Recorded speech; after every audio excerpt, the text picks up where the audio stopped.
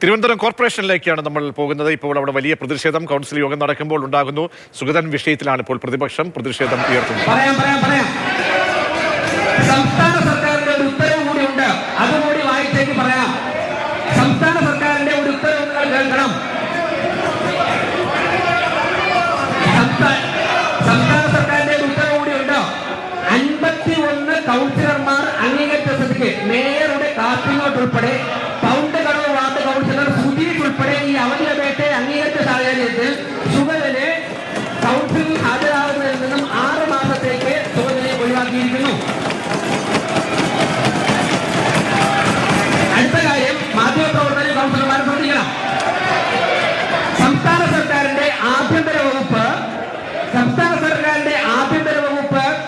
20/7/2026 പുറപ്പെടുവിച്ച സർക്കുലർ വായിക്കുകയാണ്.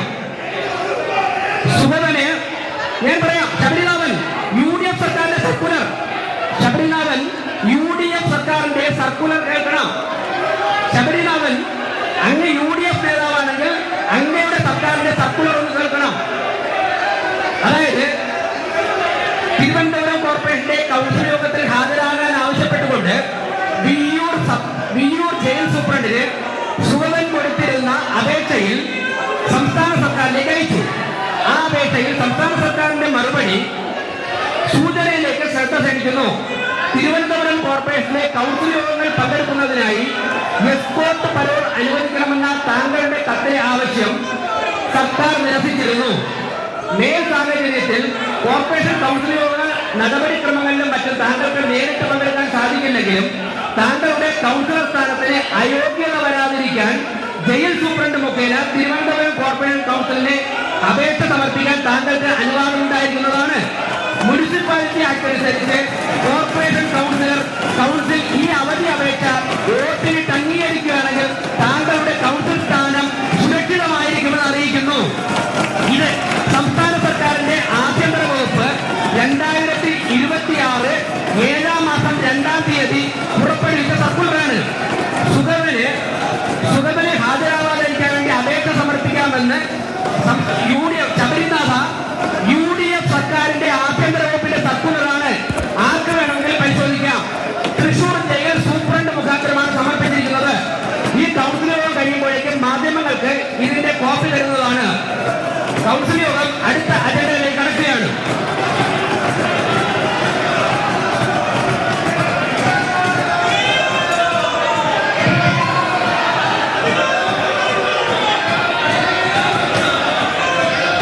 ധനകാര്യ സ്റ്റാൻഡിംഗ് കമ്മിറ്റി അജണ്ട നമ്പർ 17 മുതൽ ഡെപ്യൂട്ടി മേയർ.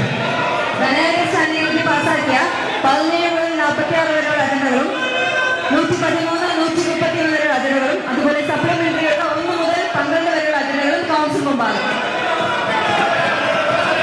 ഫിനാൻസ് സ്റ്റാൻഡിംഗ് കമ്മിറ്റിയുടെ അജണ്ടയിൽ ആർക്കെങ്കിലും അഭിപ്രായം പറയാൻ ചർച്ചയിൽ പങ്കെടുക്കാനുള്ള സമയമാണ്. എന്തെങ്കിലും നിർദ്ദേശങ്ങൾ ഉണ്ടെങ്കിൽ സമർപ്പിക്കാം.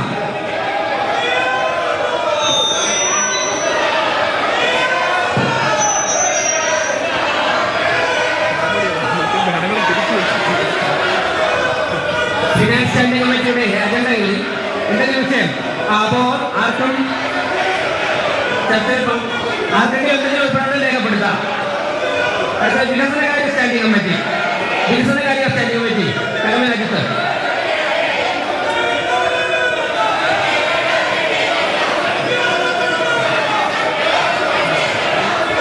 വികസന സ്റ്റാൻഡിംഗ് കമ്മിറ്റി കടമ രാജ്യത്ത് 47 വികസനകാര്യ സ്റ്റാൻഡിംഗ് കമ്മിറ്റി അജണ്ട പാസ്സാക്കണമെന്ന് താല്പര്യപ്പെടുന്നു.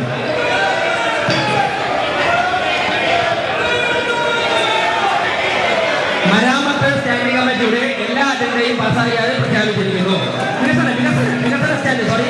വികസന സ്റ്റാൻഡിംഗ് കമ്മിറ്റിയുടെ എല്ലാ അജണ്ടകളും പാസ്സാകാതെ പ്രഖ്യാപിച്ചിരിക്കുന്നു. 3 ക്ഷേമകാര്യ സ്റ്റാൻഡിംഗ് കമ്മിറ്റി സത്യമതി പറഞ്ഞോളൂ.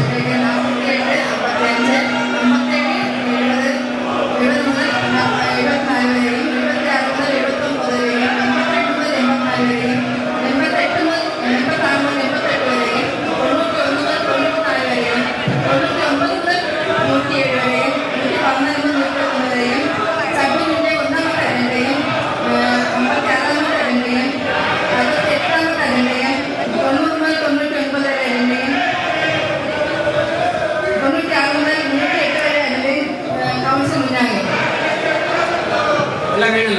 ശരി.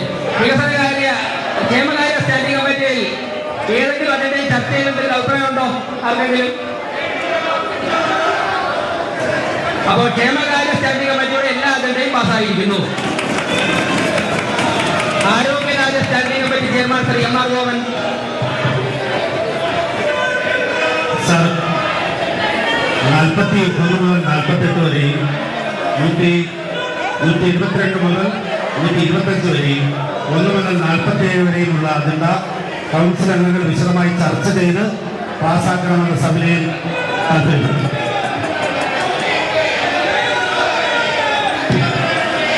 ആരോഗ്യകാര്യ സ്റ്റാൻഡിംഗ് കമ്മിറ്റി എന്തെങ്കിലും അഭിപ്രായങ്ങളുണ്ടോ ആർക്കെങ്കിലും? ശരി. ആരോഗ്യകാര്യ standing committee agenda പാസ്സായിരിക്കുന്നു.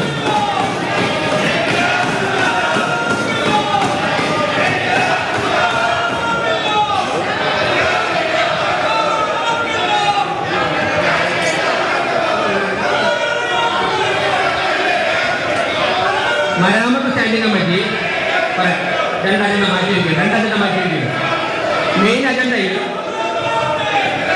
167 agenda number 167 മാറ്റിവെക്കുകയാണ്. 167 മാറ്റിവെക്കുകയാണ്. പേപ്പർ വെയിറ്റ് ചെയ്യും.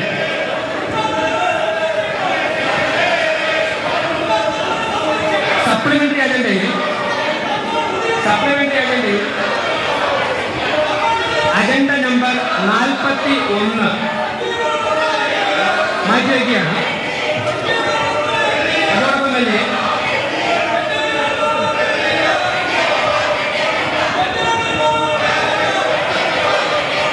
അജണ്ട നമ്പർ 45 മാറ്റിവെക്കുകയാണ്. Agenda number 52 മാറ്റിവെക്കുകയാണ്.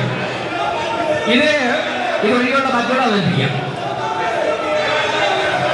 സർ, മരാമത്ത് കാര്യ സ്റ്റാൻഡിംഗ് കമ്മിറ്റിയുടെ മെയിൻ അജണ്ടയുള്ള 27, 28, 30, 90, 95, 126 മുതൽ 191 വരെ അതിനകത്ത് മേയർ പറഞ്ഞ 167 മാറ്റിവെച്ചുകൊണ്ട് അതുപോലെ തന്നെ സപ്ലിമെന്ററി അജണ്ട പേജ് നമ്പർ 43 മുതൽ 68 വരെ 1 മുതൽ 57 വരെ ഉള്ളതിൽ 41, 43, 52 മാറ്റിവെച്ചുകൊണ്ട് കൗൺസിൽ അംഗീകാരത്തിനായി സമർപ്പിക്കുന്നു.